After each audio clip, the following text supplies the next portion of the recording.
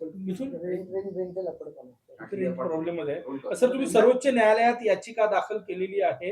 काय मागणी आहे, कशासाठी याचिका दाखल केलेली आहे? देखिए, सबसे पहले तो मैं माननीय सुप्रीम कोर्ट का धन्यवाद करता हूँ कि उन्होंने मेरी जो याचिका है उसको एक्सेप्ट किया और चीफ जस्टिस ऑफ इंडिया के पास उसको भेजा।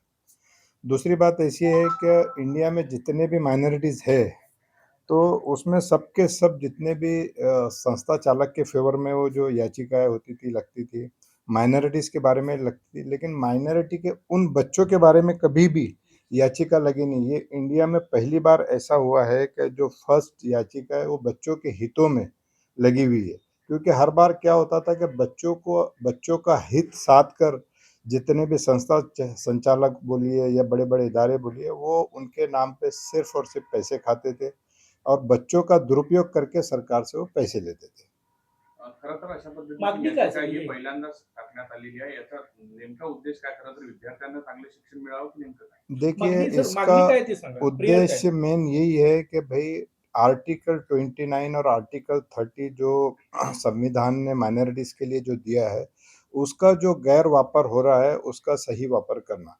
बच्चों के हितों में ये याचिका इसलिए डाली गई है कि जो बच्चों को पढ़ाने वाला जो टीचर होता है, जो आर्टिकल 29-30 जो बोलता है कि उनको टीचर अपॉइंट करने के जो और पावर्स है, तो वो संस्था संचालक जो भी है, वो ये करते हैं कि अपने परिवार से, अपने दोस्तों को ही उसी स्कूल में रख लेते हैं। अब ऐसा होगा, हमने माँगनी ये की है कि भई आप बच्चों को माइनॉरिटीज़ के लिए दे तो रहे हैं, लेकिन उसका दुरुपयोग हो रहा है। आप हमको टीईटी के माध्यम से वो टीचर आना चाहिए उस स्कूल में।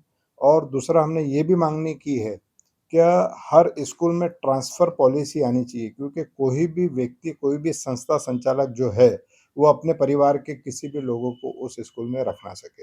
अब टीईटी के माध्यम से यदि अगर टीचर आता है, तो वो अच्छा टीचर होगा और बच्चों की जो शिक्षा है वो अच्छी होगी। कुठेतरी मागील अनेक काळामध्ये असे पाहायला मिळालं तर अल्पसंख्याक शाळेमध्ये नातेवाईकच लावल्या जात होते. त्यालाही कुठे आळा बसली असं त्याच्यामध्ये? हाँ, बिल्कुल, देखिए क्या जितने भी मैंने जब सर्वे किया, जब मैं अल्पसंख्यक आयोग का अध्यक्ष बना, चेयरमैन बना, तो मैंने जब इसका सर्वे किया तो सारी जितनी भी महाराष्ट्र की स्कूलों को मैंने जब चेक करना चालू किया, तो उसमें 98% जो लोग हैं वो उनके नातेवाईक ही है, उनके रिश्तेदार है, कोई उनका बेटा है, उनकी बहू है, उनका भाई है, उनके मामा हैं। तो ये सब स्कूल चला रहे हैं, उनको बच्चों से, बच्चों की शिक्षा से कोई लेना-देना नहीं है।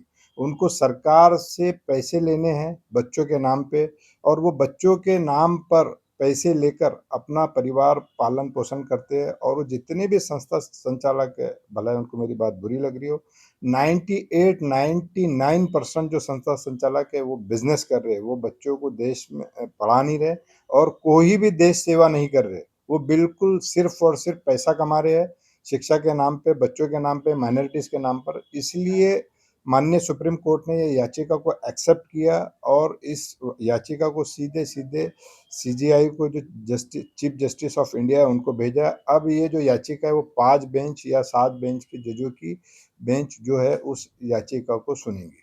धार्मिक संस्थांवरती टीईटी बंधनकारक म्हटलं, नेमकं कोण-कोण अंतर्गत यामध्ये आपण म्हटलेलं आहे? नहीं, सभी माइनॉरिटी के स्कूल है, जितनी भी माइनॉरिटी के स्कूल है, जैसा महाराष्ट्र में अगर आप देखें तो 8,500 स्कूल है और इंडिया में तो काफ़ी सारी होंगी, जो सरकार से फंड लेते हैं माइनॉरिटीज़ के नाम पर और उसका जो दुरुपयोग करते हैं, उनके खिलाफ ये याचिका है।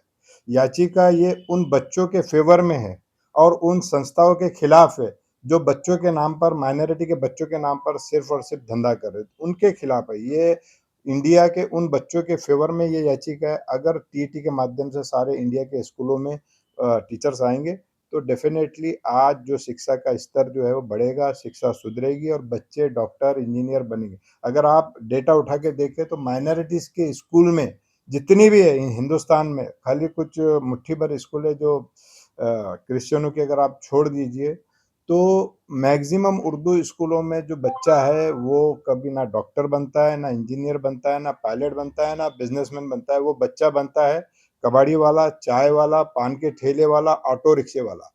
तो इसके लिए हमने ये याचिका डाली है।